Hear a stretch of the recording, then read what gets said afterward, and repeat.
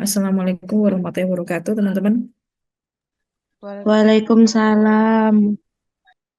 Eh, eh, teman-teman, biar kita sama rasa ya. Saya minta tolong untuk on kamera, teman-teman. Nah, baru akan saya mulai untuk materi hari ini. Untuk teman-teman sudah ada yang belum mengerjakan kuis sampai saat ini, teman-teman. Halo? Sudah, Bu. Oke. Aurora sudah, Bu. Oke, oke, oke, oke. Saya belum Oke, ini. siapa? Oh, Nani ya. Kemarin saya nggak Oke, masuk. oke. Oke. Oh, soalnya kamu juga nggak ada di grup ya, Nani ya? Di grup yang Hmm, iya, kelas, kok, maksud saya. kok Ha. nggak ada, kok nggak ada notifikasi di grup kelas ya, Bu, memang. Sepertinya saya belum join memang. Oh, oke. Oke, ya udah. Untuk hari ini saya eh, akan menjelaskan ya untuk materi kita selanjutnya, ya teman-teman. Untuk yang belum ikut kuis nanti ya, nanti akan saya share lagi ya. Oke, saya akan share PPT sekarang. Bentar. Kelihatan, teman-teman, PPT yang tak share? Kelihatan. Kelihatan, Bu. Oke, di sini hari ini saya akan menjelaskan sedikit mengenai manajemen persediaan ya, seperti yang saya bilang di pertemuan awal, ya kan? Eh, apa namanya, kita kan akuntansi manajemennya lebih memfokuskan pada perusahaan manufaktur. Nah, yang namanya perusahaan manufaktur itu pasti tidak jauh dari yang namanya persediaan. Entah itu persediaan bahan baku, ataupun barang dalam proses, ataupun juga barang jadi. Nah, untuk hari ini di sini yang saya fokuskan adalah ketika perusahaan di sini memiliki persediaan bahan baku, teman-teman ya. Jadi bagaimana memanage persediaan bahan baku biar biaya yang dikeluarkan pun juga efektif dan efisien, karena pada kenyataannya bahwa untuk menyimpan persediaan bahan baku itu kan juga membutuhkan ruang. Nah, ketika kita membutuhkan ruang yang cukup besar, berarti kita mungkin membutuhkan biaya tambahan. Mungkin kita juga membutuhkan biaya karyawan untuk eh, menjaga persediaan tersebut dan lain sebagainya. Nah, oleh karena itu, dalam perusahaan manufaktur di sini perlu yang namanya manajemen persediaan.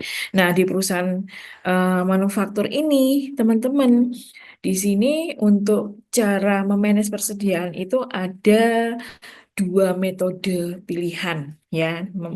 Yang pertama di sini kita bisa dengan menggunakan metode tradisional. Nah, nanti yang kedua kita bisa menggunakan metode JIT atau yang sering kita kenal just in time, JIT, JIT. Nah, jadi terserah ya. Nah, sebelumnya teman-teman sudah pernah mendengar istilah JIT, just in time, mungkin di mata kuliah lain? Belum, Bu. Oh, belum. Oke. Oke, ini anu ya, pastikan teman-teman nggak tidur lu ya. Iya, Bu. Oke ya. Oke ya. Jadi yang pertama dulu kita ke konsep tradisional ya teman-teman ya. Namanya aja konsep tradisional. Konsep tradisional itu apa sih? Nah, konsep tradisional ini adalah ini ya. Sebentar. Nah, konsep tradisionalnya adalah persediaan bahan baku dalam konsep tradisional harus tersedia dalam jumlah yang cukup untuk menghindari kemungkinan terganggunya proses produksi. Nah, jadi kalau metode tradisional ini merupakan metode yang paling banyak ya digunakan dalam perusahaan manufaktur ya. Ya, yang seperti kita kenal sehari-hari, oh berarti yang namanya toko roti atau bakery dia akan memiliki stok persediaan bahan bakunya. Ya kan, ketika menjual donat, roti, nah berarti dia akan memiliki stok bahan bakunya di gudang dari tepung terigu, gula, terus mungkin topping-toppingnya dan sebagainya. Nah, itu di konsep tradisional. Jadi perusahaan memiliki persediaan bahan baku di dalam sebuah gudang. Nah, oleh karena itu, di dalam konsep tradisional ini jumlahnya persediaan harus cukup biar proses produksi tidak terganggu. Jangan sampai ketika besok kita mau produksi, bahan baku utamanya tidak datang. Ya kan, bahan bakunya menipis. Ya, yang harusnya kita bisa memproduksi 1.000 donat, akhirnya kita hanya bisa memproduksi 100 donat karena bahan bakunya belum datang. Nah, berarti dalam konsep tradisional ini harus cukup. Nah, ya itu. Nah, oleh karena itu, ya teman-teman ya, di dalam konsep tradisional ini ada beberapa hal yang harus diperhatikan. Ya, ada dua hal utama yang harus diperhatikan oleh perusahaan. Tadi karena saya bilang bahwa karena perusahaan di sini jelas menyimpan, sehingga ada biaya penyimpanan yang akhirnya butuh. Oh, karena perusahaan di sini gudangnya tidak cukup banyak, akhirnya kita harus sewa gudang tambahan biar bisa untuk nyetok bahan baku. Nah, jadi ada dua hal ya. Yang pertama di sini adalah biaya pemesanan dan yang kedua yang harus diperhatikan adalah biaya penyimpanan, teman-teman. Nah, biaya pemesanan atau sering kita sebut dengan ordering cost ya atau OC harus kita perhatikan. Nah, kira-kira yang efektif itu perusahaan itu memesan bahan baku misalkan tepung terigu itu berapa kilo biaya yang efektif. Nah, setiap kali melakukan pemesanan itu kita harus pesan berapa kilo. Nah, itu biaya pemesanan harus kita perhatikan. Biaya pemesanan ini biasanya terdiri dari biaya administrasi, jadi untuk menempatkan dan menerima pesanan, ya, itu juga harus kita perhatikan. Ada biaya asuransi untuk pengiriman, teman-teman. Ada biaya pembongkaran dan juga ada biaya persiapan. Nah, dari biaya administrasi, pembongkaran, oh mungkin perusahaan berarti membutuhkan tambahan karyawan lagi untuk administrasinya dan untuk bongkar muatannya. Nah, kalau asuransi biasanya sekarang kan sudah ini ya sudah biasa ya bahwa barang-barang yang kita beli biasanya diasuransikan. Kalau teman-teman di marketplace itu kan sekarang sudah ada asuransi kerusakan, asuransi keamanan dan sebagainya itu kan ada. Nah, itu berarti termasuk dalam biaya pemesanan pun juga dengan biaya penyimpanan. Biaya penyimpanan karena kita memerlukan tempat yang juga agak lumayan, maka biaya penyimpanan ini juga harus kita perhatikan, teman-teman. Ya, nah biaya penyimpanan ini seperti apa? Seperti biaya asuransi, ya, biaya pajak, ya. Jadi asuransi apa ya, asuransi gedung dan sebagainya ya, biaya pajak. Nah, itu juga harus kita perhatikan karena kita menyewa gudang atau kita membeli sebuah gudang, berarti pajak bangunannya mungkin harus kita perhatikan. Mungkin kita juga membuat asuransi bangunan dan sebagainya. Ya, biaya sewa gudang tadi ya, kalau misalkan bangunan kita kurang, maka kita harus menyewa gudang, berarti ada biaya sewanya. Terus biaya peluang dari dana yang terkait dalam persediaan. Nah, biaya peluang ini seperti apa atau biaya modal? Ya, biaya keusahaan. Nah, keusahaan juga harus diperhatikan. Oh, ketika kita sudah menyimpan, misalkan salah satu bahan baku utama untuk membuat donat ini adalah telur. Kita sudah menyimpan telur. Nah, ternyata ketika kita ingin membuat ada sekian kilo telur yang sudah membusuk. Nah, itu kan nggak bisa kita gunakan. Ya, nggak bisa kita gunakan sehingga ya berarti em, apa namanya kita harus buang tuh sekian kilo telur. Nah, maka biaya yang sudah kita anggap yang kita sudah telanjur beli misalkan 1 kilo telurnya 20.000, misalkan 3 kilo telur berarti 60.000. Nah, ini berarti kita anggap sebagai biaya keusangan. Itu kan juga merupakan salah satu berarti kerugian perusahaan ya, biaya tambahan. Ya kayak biaya peluang dari dana yang terkait dalam persediaan mungkin seperti gini, gudang yang harusnya bisa kita sewakan jadi hanya kita gunakan. Nah, seperti itu, teman-teman. Maka dua hal ini harus kita perhatikan. ya. Nah, terus kenapa sih dalam konsep tradisional itu sangat penting adanya persediaan? Nah, ini ya, yang pertama adalah jadi ada tiga motif ya teman-teman ya atau motivasi yang mendorong kenapa sih persediaan di dalam metode tradisional itu sangat penting ya. Yang pertama adalah untuk motif transaksi, ya. Jadi motif untuk menjamin pemenuhan permintaan barang. Makanya persediaan harus ada. Jangan sampai ketika besok misalkan ada pesanan donat 500 piece kita nggak bisa menyediakan. Jangan seperti itu juga. Maka eh, persediaan ini sangat penting, teman-teman. Ya, terus besar minimum persediaan yang diperlukan untuk menjamin kelancaran proses pemenuhan permintaan disebut oke persediaan atau stok operasi ya. Jadi makanya di dalam tradisional ini kita juga harus mengenal yang namanya minimum persediaan yang harus tersedia di gudang. Itu berapa? Atau persediaan minimum ketika persediaan itu tinggal berapa kilo telur atau berapa kilo tepung terigu, kita harus sudah melakukan pemesanan kembali. Oh, setelah dilakukan perhitungan, ketika stok persediaan tepung terigu misalkan tinggal 100 kilo di gudang, maka kita perlu melakukan pemesanan kembali. Nah, itu yang kita namakan besarnya minimum persediaan. Itu kan. Terus juga yang kedua di sini adalah untuk motif berjaga-jaga, teman-teman.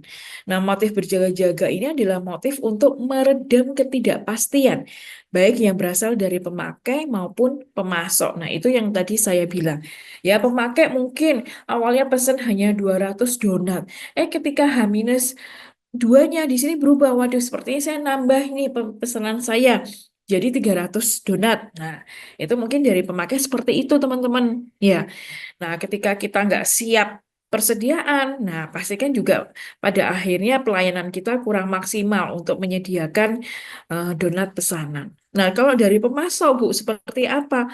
Seperti mungkin tepung terigu. Kita ketika kita pesan ke supplier tepung terigu, karena kita satu supplier misalkan, si toko donat ini satu supplier, dari tepung terigu, gula, sampai telurnya dari satu supplier.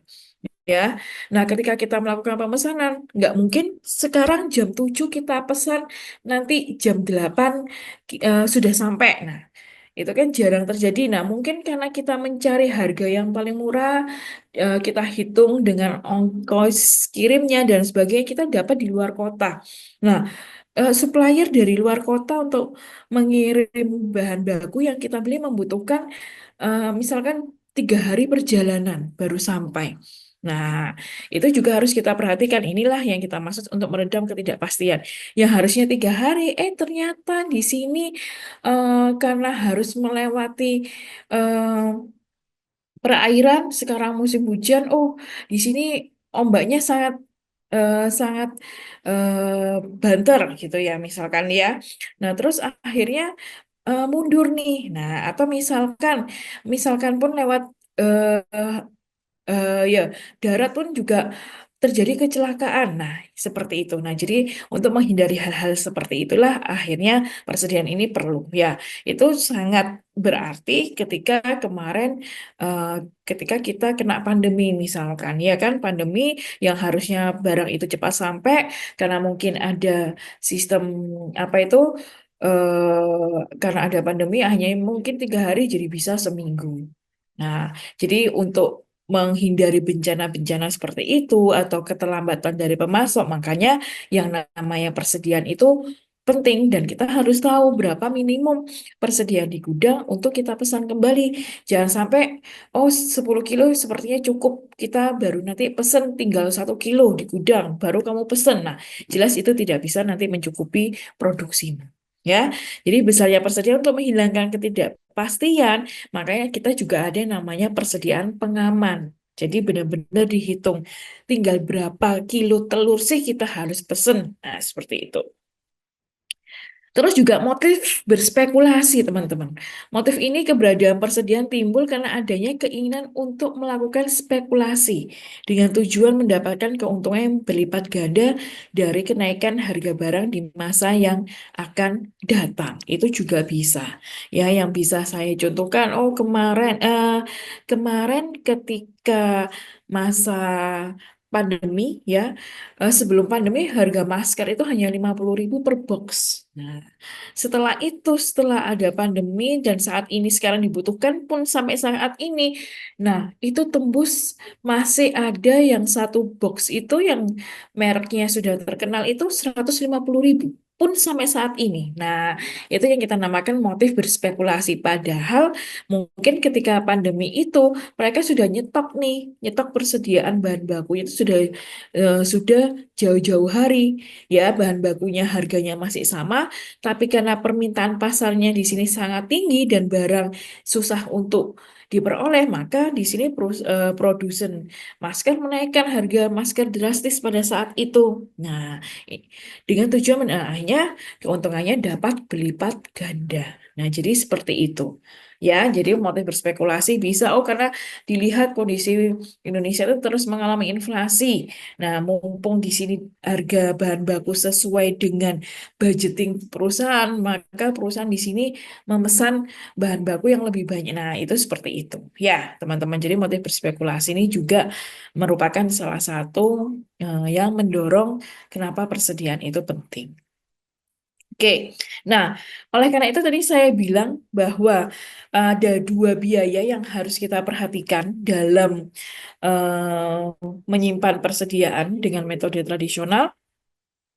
Tadi ada biaya penyimpanan dan juga ada biaya pemesanan. Nah, tadi saya bilang karena biaya pemesanan itu juga ada biayanya, menyimpan barang pun juga ada barangnya. Nah, maka di dalam metode tradisional ini dikenalkanlah yang namanya Economic Order Quantity atau lebih dikenal sebagai EOQ, teman-teman. Nah, EOQ ini bisa kita peroleh, nggak usah dihafalkan ya, nanti rumusnya.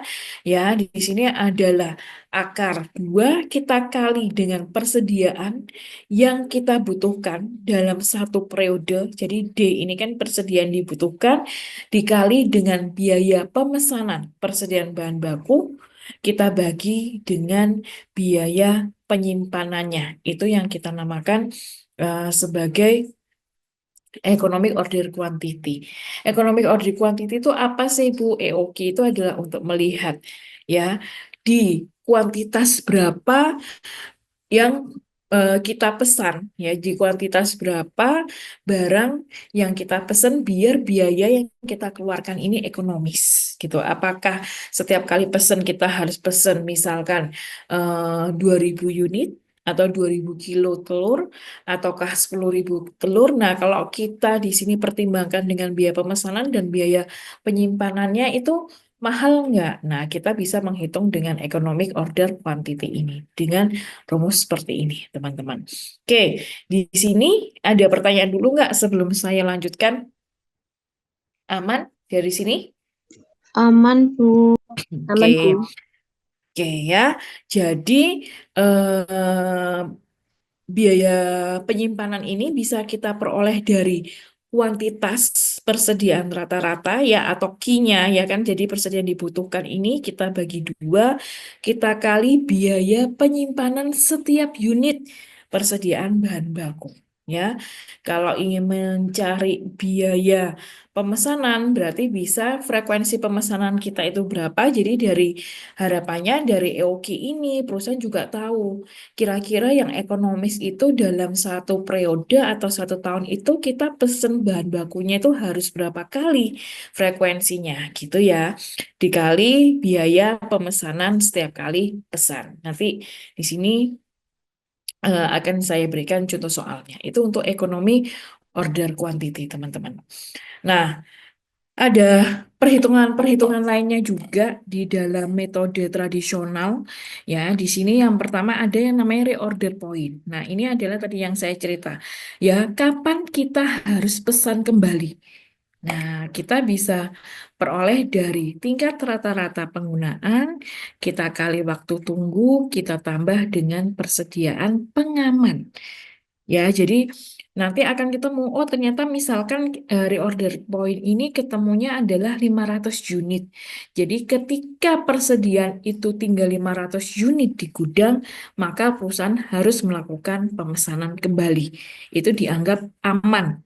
Ya, karena kita sudah tambah dengan persediaan pengaman, safety stock ya. Jadi pun kalau ada bahan baku yang terlambat datang, itu masih bisa di-cover oleh persediaan pengaman gitu. Makanya ada yang namanya safety stock. Ya, jadi safety stock itu apa? Penggunaan maksimal kita dalam 1 tahun kita kurangi dengan rata-rata penggunaan dikali waktu tunggu pemesanan.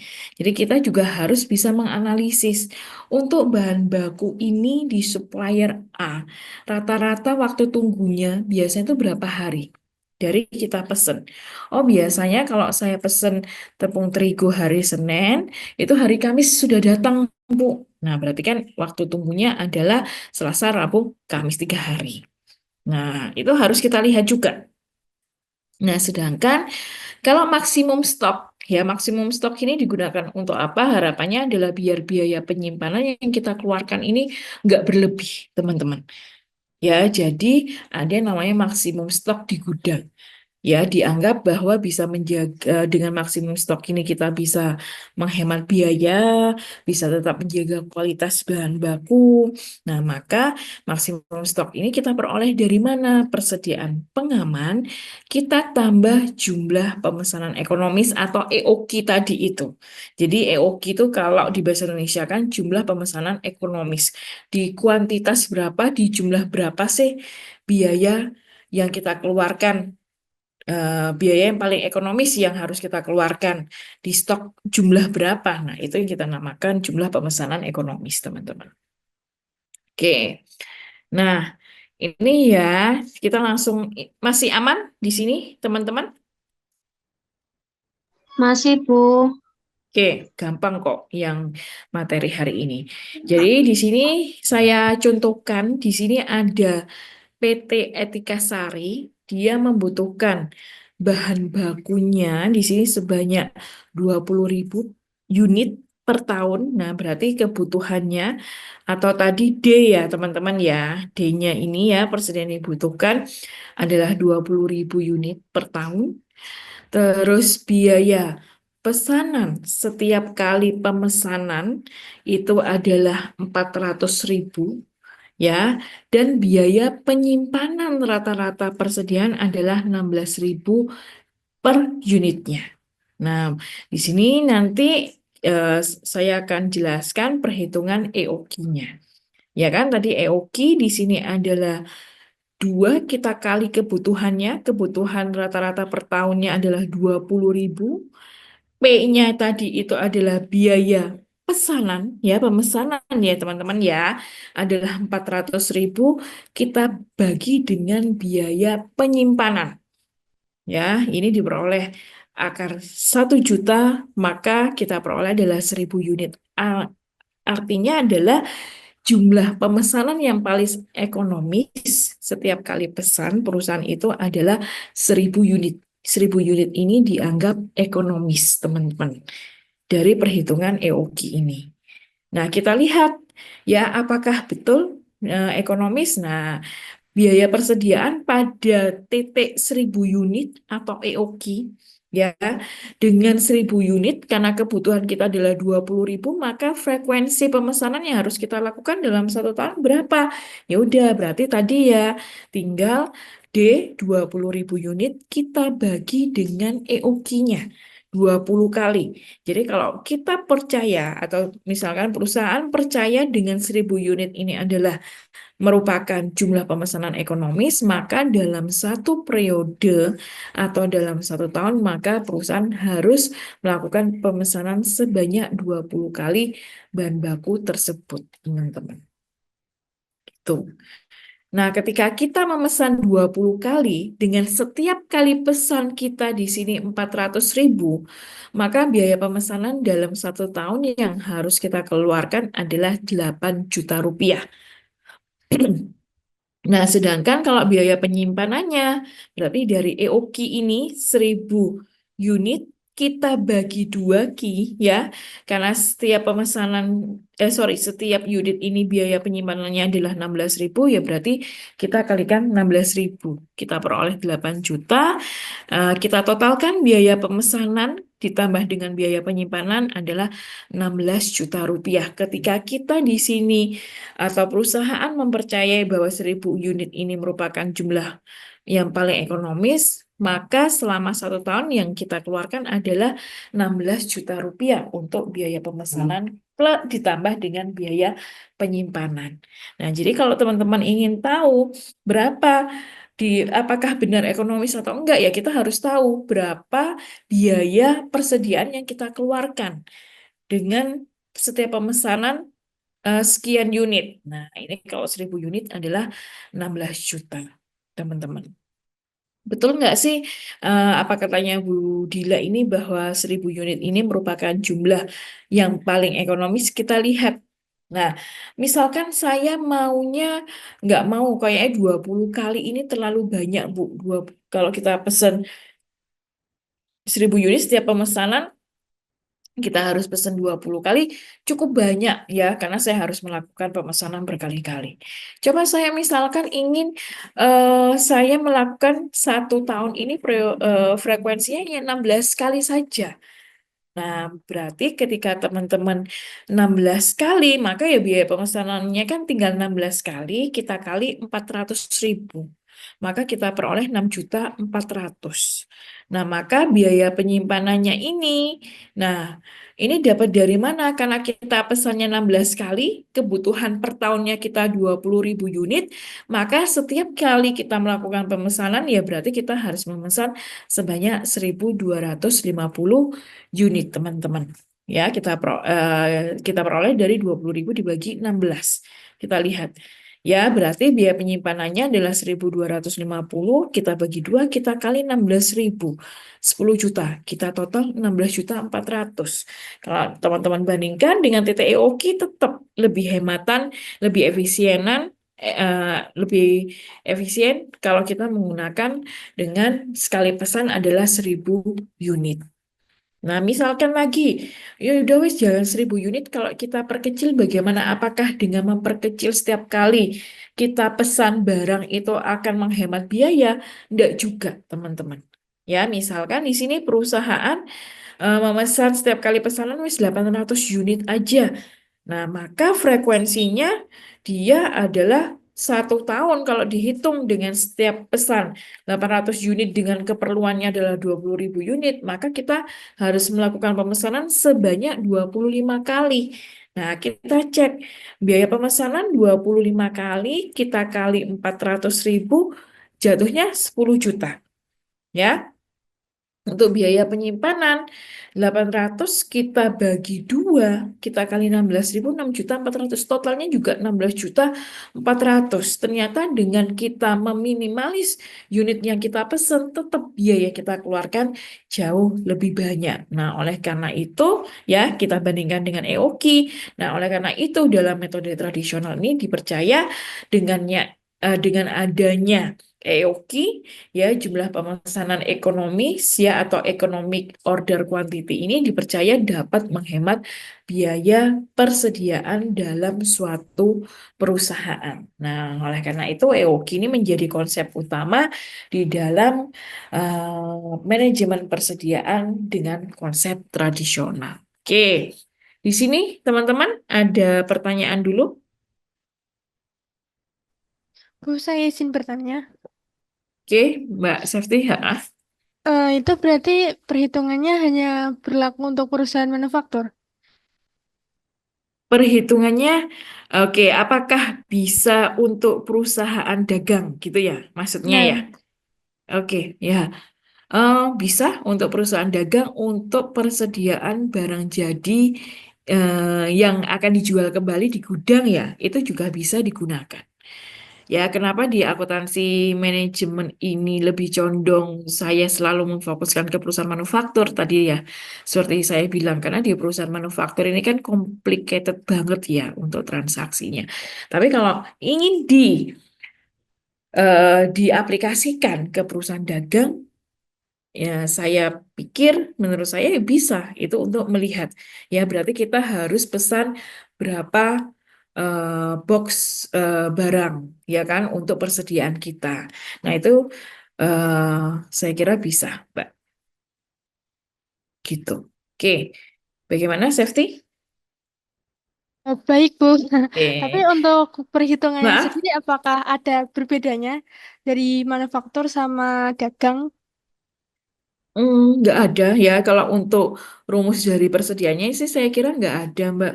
Kan nanti kan tinggal untuk persediaan dibutuhkan ya berarti di sini harus tahu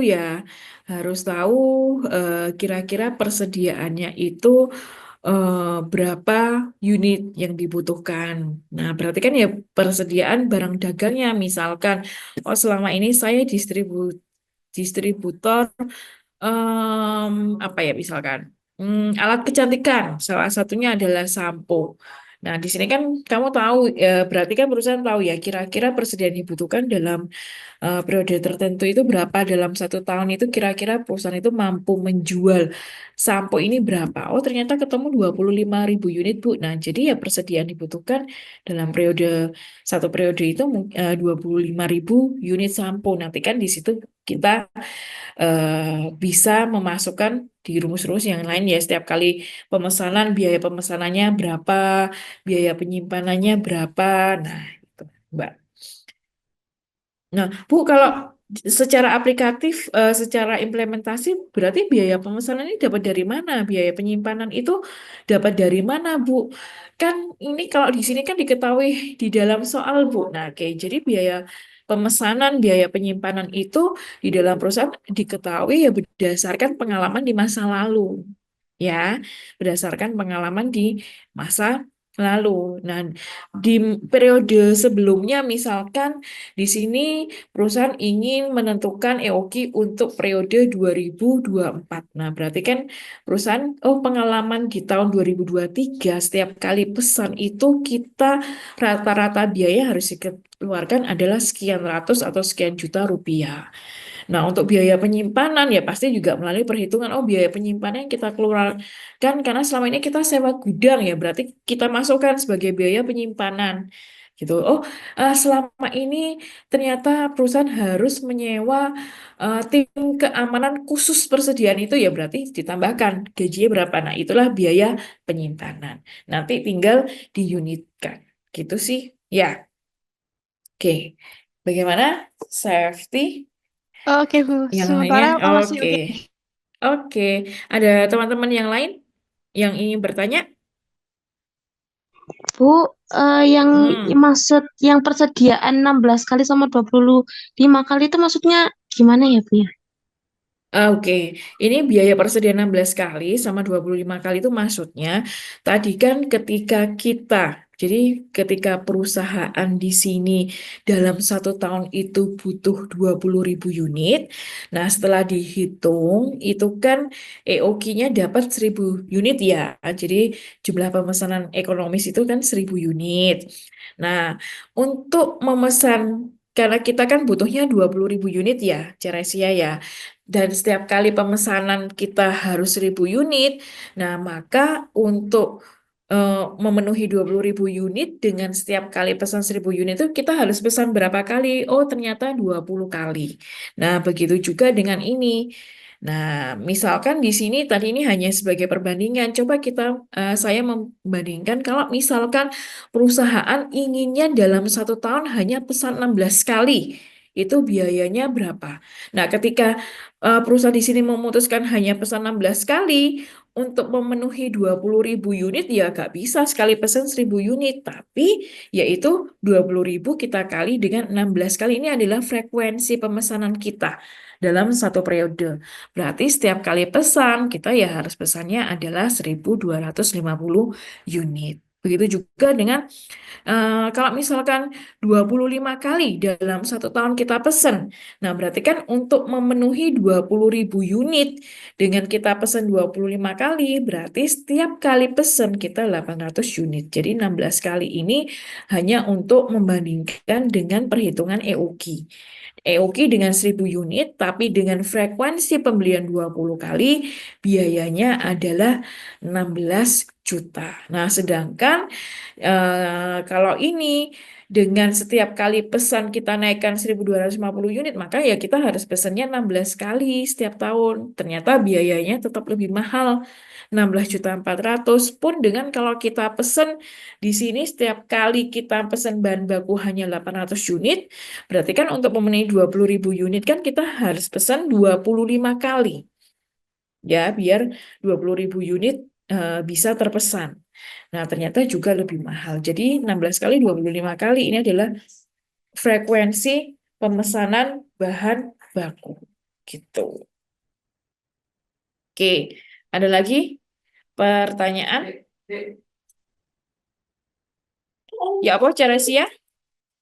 Paham, Bu, paham. Paham sungguhan acer. Paham sungguhan, Bu. Oke, ada lagi pertanyaan teman-teman sebelum saya lanjutkan. Aman di sini? Wes ya, tak lanjutkan lagi. Oke. Oke, nah ini lanjutan dari soal yang tadi sih ya. Saya hanya mencontohkan bagaimana sih perhitungan safety stock dan reorder point. Ya, jadi misalkan dari kebutuhan 20.000 unit per tahun dan sebagainya. Nah, ternyata diketahui bahwa ternyata dari 20.000 unit dalam 1 tahun itu kita asumsikan adalah bahan baku yang kita gunakan setiap hari itu maksimal 75 unit. Ya, dengan penggunaan rata-rata bahan bakunya, ya, jadi maksimal setiap hari kita perlu bahan baku 75 unit, tapi untuk rata-rata bahan baku setiap harinya adalah 65 unit. Dan waktu tunggu pesanan adalah 5 hari. Bu, kalau secara implementasi, ini kita tahunya dari mana? Saya bilang lagi adalah eh, dari data masa lalu. Ya kan, ketika kita ingin memutuskan keputusan di tahun 2024, maka kita harus melihat nih, di tahun 2023 itu rata-rata penggunaan bahan baku kita itu maksimal berapa unit, rata-ratanya berapa. Terus ketika kita memesan bahan baku itu kira-kira kita perlu membutuhkan waktu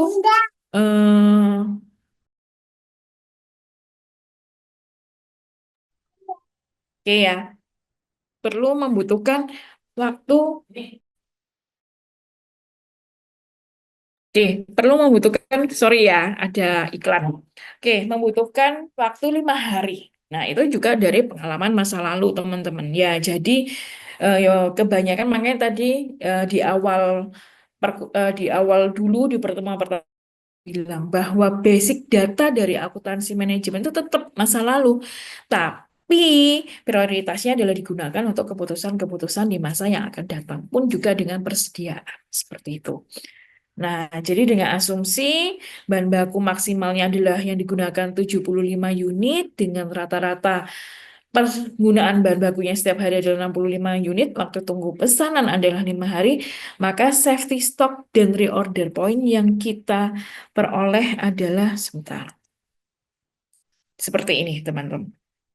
Oke, nah jadi di sini ya cara mencari safety stock adalah penggunaan maksimal per harinya adalah 75 unit. Jadi kita bisa melihat oh di tahun 2023 itu penggunaan maksimalnya kan pasti ada ya.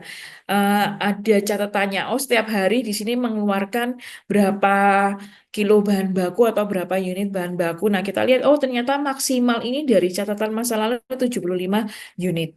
Ya, sedangkan rata-ratanya 65 unit. Jadi yang selisih dari penggunaan maksimal dengan penggunaan rata-rata 75 kita kurangi 65 unit, 10 unit ini ada yang kita namakan sebagai safety stock, teman-teman. Ya, Selisihnya kita bisa gunakan 10 unit ini bisa kita jadikan acuan untuk menghitung safety stock. Nah, maka safety stock selanjutnya sudah ketemu 10 unit teman-teman. Karena waktu tunggu kita adalah 5 hari, berarti tinggal 10 unit kita kalikan 5 hari, 50 unit. Nah, ini dianggap sebagai persediaan pengaman teman-teman. Ya, itu yang kita namakan safety stock. Nah, sedangkan reorder point ini adalah waktu tunggu kita kali penggunaan rata-rata per hari, jadi 5 hari, ya kan, karena waktu tunggu pesanannya adalah 5 hari, kita kali 65 unit, kita tambah 50 unit, berarti kita peroleh 375 unit. Yang artinya ketika persediaan di gudang itu tinggal 375 unit, ya berarti bagian pemesanan harus segera melakukan pemesanan bahan baku lagi. Jangan ditunda-tunda, wis nanti aja masih 375, sepertinya masih nutut kok. Kita untuk beberapa hari. Nah, jangan seperti itu. Tapi kalau berdasarkan perhitungan ini ya ketika 375 unit ya berarti kita harus sudah melakukan pemesanan kembali. Itu untuk safety stock dengan reorder point. Oke, di sini teman-teman sebelum saya lanjutkan ke metode selanjutnya ada pertanyaan atau enggak? Tidak, Bu. Nggak Aman? ada. Oke. Aman, Bu. Oke. Oke, nah berarti bisa saya lanjutkan ke metode just in time atau konsep just in time ya, atau lebih kita kenal sebagai JIT. Oke. Nah, oke.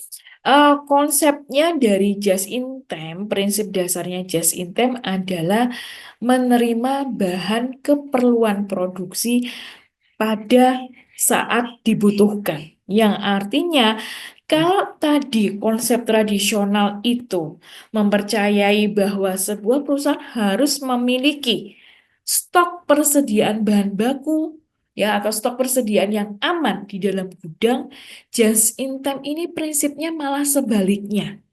Ya, prinsipnya dari just in time untuk menghemat biaya penyimpanan, mending nggak usah ada persediaan. Jadi persediaan di gudang adalah nol. Jadi perusahaan tidak perlu pusing lagi untuk menyewa gedung atau membayar pajaknya gedung atau memikirkan biaya keusangan karena perusahaan di sini mendatangkan bahan baku pada saat bahan baku itu diperlukan dalam proses produksi. Jadi, ya, konsep dari just in time itu adalah persediaan sama dengan nol di gudang. Jadi ada juga perusahaan yang mengaplikasikan konsep ini. Ya. Nah, jadi untuk memenuhi ini dalam konsep just in time ini, ya, penerimaan bahan yang dipesan harus teratur dan tepat waktu. Artinya ya perusahaan harus bisa mendapatkan supplier yang bisa komit. Ya, perusahaan datangnya tepat waktu, bahan bakunya dan juga bisa tertib. Ya. Nah, pengiriman barang yang tepat waktu dan harus dapat terpenuhi juga. Didasarkan pada pelaksanaan secara singkat dan cepat secara tepat waktu serta efisien dan juga memperpendek tenggang waktu produksi dan mengeliminasi persediaan barang dalam proses serta persediaan barang yang tidak diperlukan karena pengiriman berlangsung terus-menerus. Nah, ketika Bu, bagaimana dengan perusahaan yang melakukan proses produknya setiap hari? Ya udah, berarti pengiriman itu harus teratur dari supplier dan dilakukan secara terus-menerus. Karena dalam prinsip just in time di sini perusahaan persediaannya nol, persediaan barang dalam proses pun juga nol. Itu dalam konsep just in time, teman-teman. Oke. Nah, ya di sini hanya teori aja. Nah, keunggulannya apa? Ketika perusahaan di sini menerapkan just in time, ya pasti yang pertama di sini adalah menghilangkan pemborosan dengan cara memproduksi suatu produk sesuai permintaan pelanggan. Jadi perusahaan di sini akan memproduksi suatu produk ketika ada permintaan pelanggan di pasaran. Nah, ketika sudah ada permintaan pelanggan di pasaran, maka perusahaan di sini akan memesan bahan baku dan melakukan proses produksi, teman-teman. Ya, Terus tata letak pabrik dikelompokkan dari satu jenis produk, pengelompokan karyawan juga dalam satu jenis produk, ya. Pemberdayaan karyawan melalui pelatihan terus-menerus dengan menyesuaikan perubahan peralatan dan juga metode kerja. Jadi, kalau dalam just in time ini, tata letak pabriknya juga harus satu jenis produk. Misalkan, Bu, maksudnya itu gimana? Misalkan dalam suatu perusahaan di sini memproduksi beberapa produk. Misalkan perusahaan mebel. Ya, perusahaan mebel ini ada memproduksi meja. Ya, ada memproduksi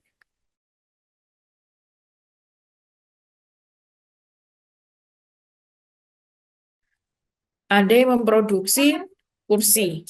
Ya. Nah, tata letak pabriknya ini pabrik yang pertama di sini ya adalah khusus untuk memproduksi meja pun dengan karyawannya dari tahap bahan baku sampai menjadi produk jadi meja. Ya di pabrik. Yang kedua di sel yang kedua pabrik sebelahnya di sini khusus kursi. Ya udah cuma kursi dari bahan baku sampai produk itu menjadi kursi. Karyawan yang mengerjakan ya juga khusus karyawan yang khusus mengerjakan ya fokus hanya pada meja ya udah keahliannya mereka hanya pada bagaimana cara memproduksi meja pun juga dengan kursi seperti itu. Itu contohnya dari just in time. Ya, jadi makanya pemberdayaan karyawan melalui pelatihan ya harus ada terus-menerus. Karena menyesuaikan perubahan peralatan mungkin. Dulu zaman dulu meja ini cuma dari triplek, terus meningkat lagi alat bahannya. Ya,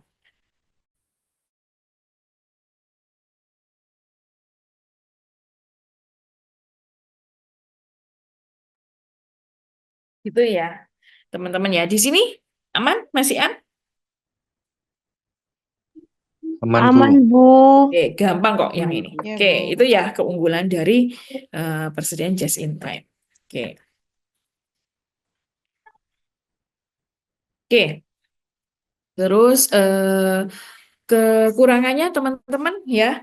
Nah, jadi gini. Jadi karena kita butuh bahan baku itu datang tepat waktu. Nah, oleh karena itu perusahaan di sini harus memiliki kontrak jangka panjang oleh pemasok. Karena kenapa Bu harus kita harus punya kontrak jangka panjang oleh untuk supplier atau pemasok? Ya, karena memilih pemasok atau supplier yang bisa komit ya mengirimkan barang teratur dan juga tepat waktu itu jelas susah teman-teman ya kan bahan baku yang lebih banyak lebih murah harganya mungkin banyak tapi yang bisa komit untuk mendatangkan bahan baku secara tepat waktu itu susah. Nah, sedangkan mungkin banyak pemasok yang merasa keberatan dengan kontrak yang jangka panjang. Mungkin pemasok rata-rata di sini perusahaan rata-rata kalau menggunakan tradisional itu hanya kontraknya hanya masa 1 tahun. Tapi karena kalau perusahaan memutuskan dengan menggunakan just in time, ya pemasoknya di sini harus lebih dari 1 tahun. Misalkan kontraknya adalah 5 tahun. Seperti itu. Ya. Oke, akibat persediaan yang tidak tersedia, maka kemungkinan proses produksi akan berhenti dan berdampak pada penurunan pendapatan. Itu bisa saja terjadi. Ya, ketika ada bencana, ya kan, walaupun sekomit-komitnya supplier, ternyata ada bencana. Nah, berarti kan kita nggak punya persediaannya datanya terlambat, maka ya akan jelas menghambat proses produksi. Ya. Pelanggan kemungkinan pada saat tertentu tidak akan memperoleh produk karena metode just in time tidak memiliki banyak persediaan. Ya, bisa jadi juga seperti itu. Ya, dan juga kesulitan mencari pekerja yang memiliki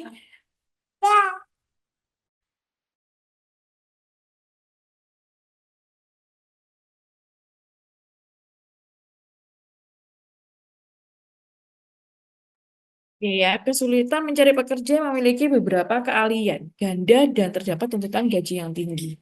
Ya, itu juga susah karena kan just in time ini fokusnya tadi saya bilang ya kan bekerja kalau di metode tradisional atau teman-teman mungkin ada yang bekerja di perusahaan manufaktur atau mungkin pernah mengunjungi perusahaan manufaktur atau mungkin pernah bekerja di perusahaan manufaktur. Nah, itu kan setiap tahapan produksi ada pegawainya sendiri-sendiri ya, misalkan kursi. Oh, bagian yang memotong bahan baku si A. Terus dilempar lagi ke si B. Nanti bagian perakitan. Nah, seperti itu kan. Nah, sedangkan kalau di just in time ini ya udah dari kursi ini mungkin hanya dua orang, meja hanya 1 sampai 2 orang dari memotong, merakit, mencat sampai menjadi produk jadinya siap dikirim. Nah, jelas ya ketika pekerja itu dituntut untuk beberapa keahlian, ya yang semula saya cuma bisa menggunakan lem, saya nggak bisa menggunakan gergaji untuk memotong. Nah, itu artinya kan memiliki beberapa keahlian ganda, jadi pasti tuntutan gajinya pun juga tinggi, teman-teman. Itu untuk just in time. Ya, nah ini ya, jadi untuk penerapan metode just in time di sini untuk pembelian bisa, untuk kegiatan produksi juga bisa. Jadi untuk pembelian barang atau bahan dengan pengiriman yang dilakukan secara cepat dan tepat, ya pembelian just in time adalah sistem penjadwalan pengadaan barang dengan baik sehingga segera dapat dilakukan penyerahan untuk memenuhi permintaan atau penggunaan. Ya, kalau dalam transaksi pembelian, berarti kalau dalam transaksi produksi, fungsinya just in time untuk apa? Dia bertujuan menghilangkan pemborosan dengan cara memproduksi jika diperlukan sesuai permintaan pelanggan. Ya, produksi just in time adalah sistem penjadwalan produksi komponen atau produk yang tepat waktu, bermutu, dan jumlahnya sesuai dengan pemenuhan permintaan pelanggan. Dan di just in time tidak boleh ada produk cacat. Kenapa, Bu? Nggak boleh ada produk cacat?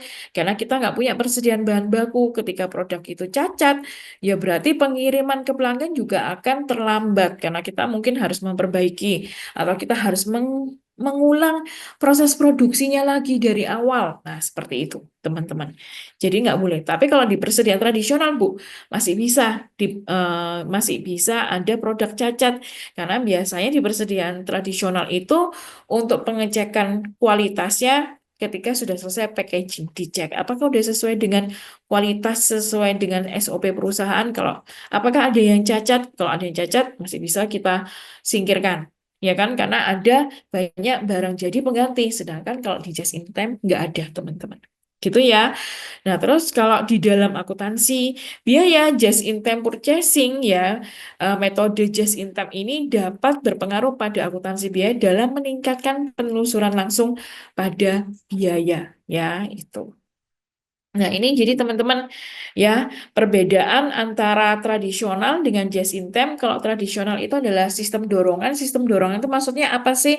Kita memulai proses bahan baku tidak melihat permintaan pasar ini berapa, dan kita di sini melakukan proses produksi emang untuk menyediakan stok persediaan barang jadi.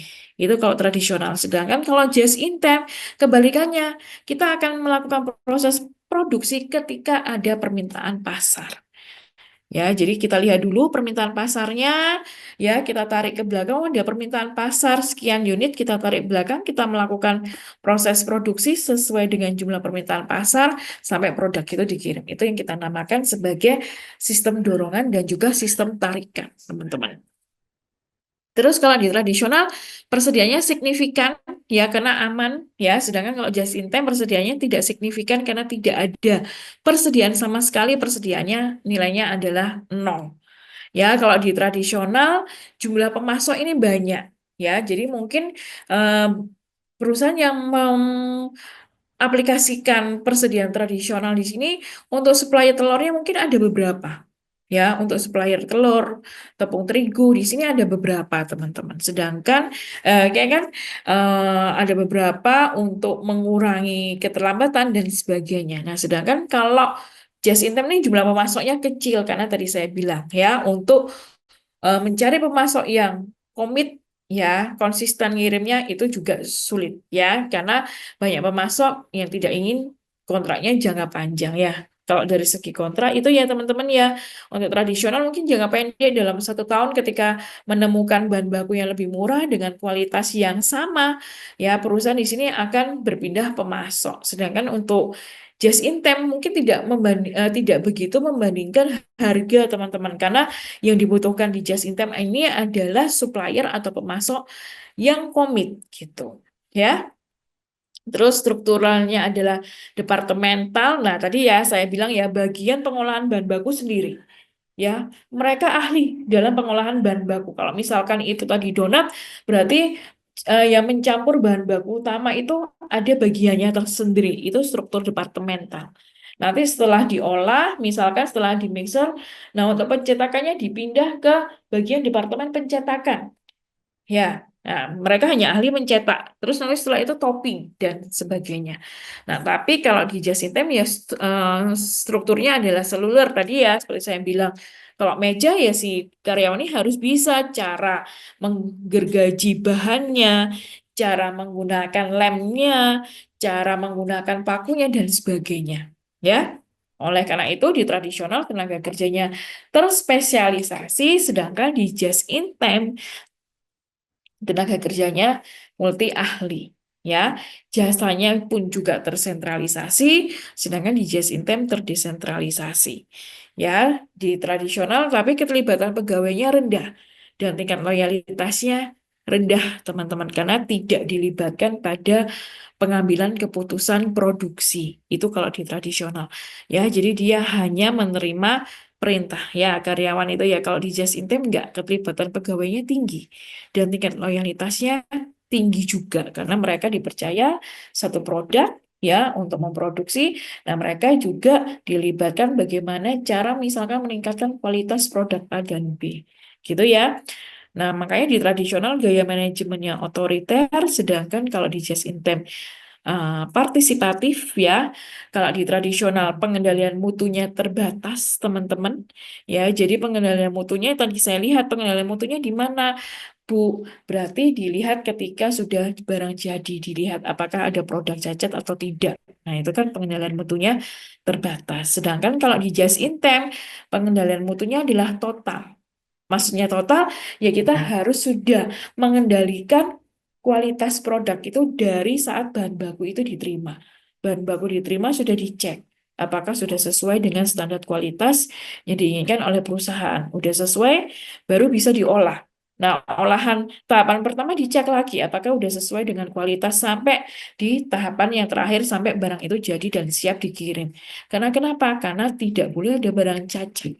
Itu. Itu untuk Just in Time. Oke, hanya itu saja teman-teman. Apakah ada pertanyaan dari persediaan ini? Nah, kalau teman-teman ingin tahu, Bu, apakah di perusahaan Indonesia ini banyak yang menerapkan Just in Time? Saya akan menjawab tidak ya. Dan teman-teman di sini bisa melihat juga ya, bisa searching ya. Kalau misalkan lagi senggang, salah satu pencetus penggunaan Just in Time itu adalah Toyota, teman-teman. Toyota itu salah satu perusahaan yang menerapkan eh, persediaannya dengan menggunakan just in time. Jadi mereka hanya memproduksi mobil ketika atau kendaraan ketika ada permintaan dari pasar.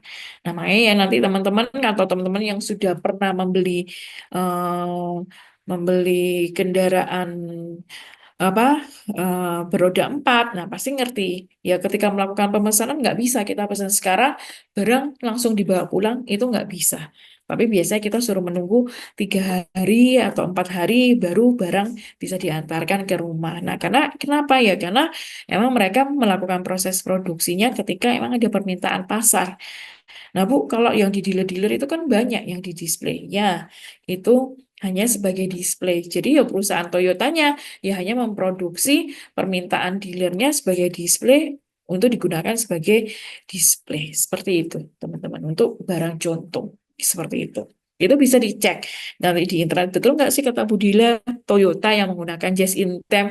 Terus bagaimana sih sistemnya Just in Time? Nah, itu nanti bisa dicek, coba dicari di internet. Oke. Di sini teman-teman ada pertanyaan? Ada pertanyaan teman-teman?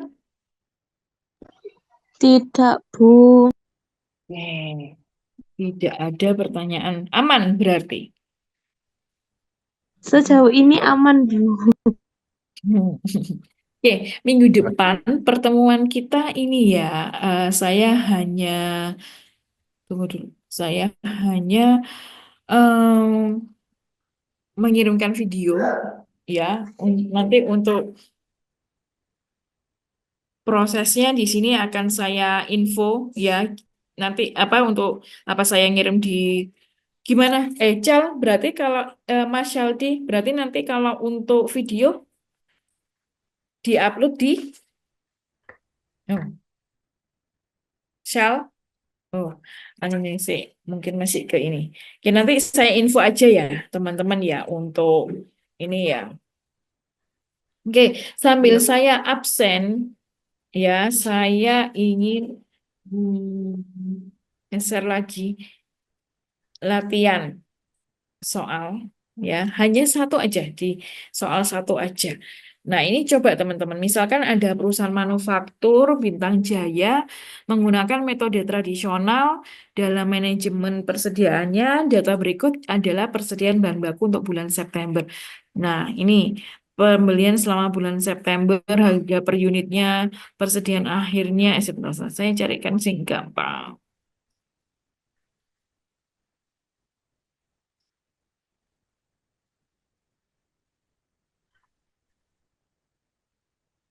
Oh, bisa kok teman-teman ini.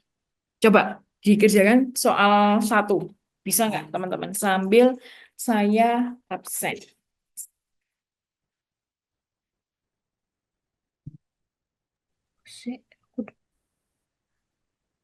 Oh iya, nanti untuk UASnya teman-teman saya menjelaskan teknis UASnya untuk yang offline, untuk yang kelas offline. Jadi saya minta tolong nanti teman-teman mengerjakannya di kertas yang untuk ujian ya, biar rapi nanti bisa minta ke BAK seperti biasanya, terus nanti dikumpulkan dengan BAK aja sesuai dengan jadwal pertemuan ke-8 ya, berarti ya pertemuan ke-8 itu berarti paling lambatnya adalah di tanggal 20 November. Ya, nanti akan saya share untuk UASnya mungkin nanti lah, nggak apa-apa. Ya, gitu ya, teman-teman ya. Baik, Bu. Oke, nah minggu depan nanti akan video itu ya, saya akan share video. Oke, ini pertemuan 11-12. Alfania masuk? Alfa, Ma- Nia. Masuk, Bu. Oke, Aninda, Hadir, Bu. Aurora, Aurora, nggak ada? Aurora, halo? Ada nggak nih, Hadir, Aurora? Bu. Oh, hadir. Oke, Aurora Adelia ya? Betul. Oh, Iya, no. Bu. Dua kan? Oh ya wis. Oke. Terus Bintang. Hadir, Bu. Oke. Ceresia hadir. Hadir, Feby. Bu. Oke. Febilia. Hadir, Bu. Febilia. Ladies. Hadir, Bu. Ada. Muhammad Imami. Hadir, Bu. Oke. Nais Isnatul Jana. Hadir, Bu. Nova Dila. Novi. Hadir, Bu. Novi. Yudhistira. Hadir, Bu. Oke. Esti. Hadir, Bu. Aura. Aura. Nggak ada ya Aura Sevia. Caleb. Nggak ada juga. Oke. Feby. Anissa. Feby Anissa. Nggak ada. Hardina. Hadir, Bu. Hardina. Iya, hadir, Ya. Bu. Iya. Lailatul Maulidia. Hadir, Bu. Oke. Nah,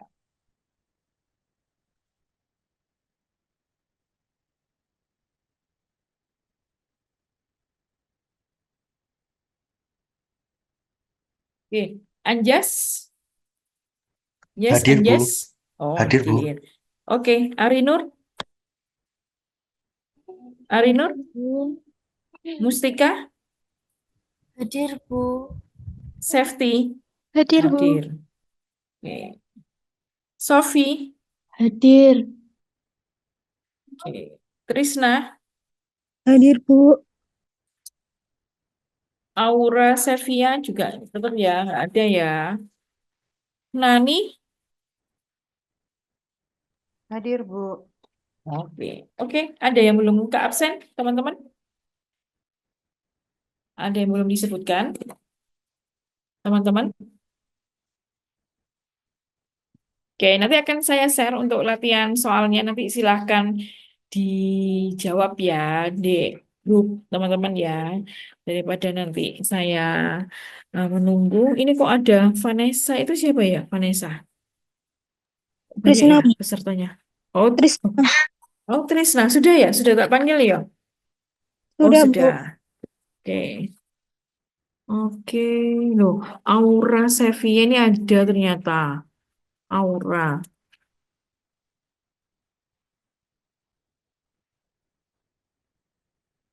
Bentar. Nanti saya share ya untuk ini ya, untuk soalnya. Latihan soalnya nanti siapa yang bisa menjawab, dijawab aja untuk apa namanya teman-teman, untuk jawaban angkanya. Ya, caleg. Enggak. Komite Pancaka ki sapa? Halo? Imam, Bu. Nggak ada. Udah ya, udah. Tak panggil Udah. ya tadi ya. Oke. Muhammad Imam ini. Oke, oke, oke, siap. Wis ya. Kalau nggak ada pertanyaan, berarti saya akhiri ya. Mohon izin. Saya oke di grup ya, Bu. Oke, ya, Nani.